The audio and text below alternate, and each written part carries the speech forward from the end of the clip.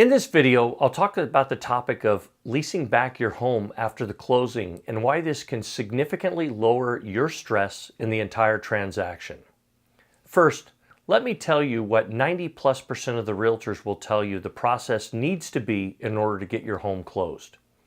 If your home is scheduled to close on a Friday, most realtors will tell you that you need to be moved out by Thursday and have a cleaning crew come in to clean the home so the new buyers can do a walkthrough on Friday before they sign the documents.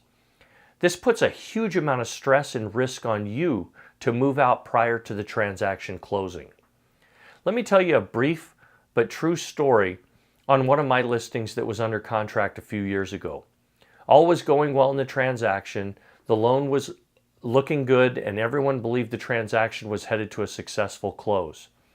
Then one morning, about a week before the scheduled closing, I received a frantic call from the buyer's agent.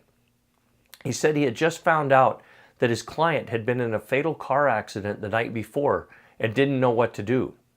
Obviously, the contract would be canceled and the sellers would continue on to find a new buyer. This experience taught me that you just never know what might happen in a real estate deal. It's never done until the documents are signed and the funds are in your account. The idea of a leaseback is very simple.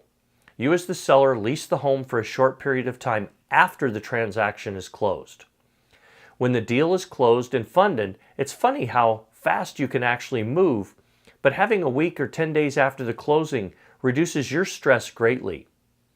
Will you have already made some plans as to where you're going to move to? Yes. However, if something happens to the deal, it's a lot easier not to move all your furnishings back into the house again.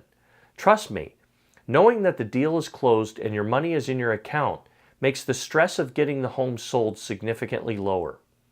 I ask for leasebacks on almost 100% of my listings and probably obtain them on 95% of the time. Buyers are reasonable, you just have to ask.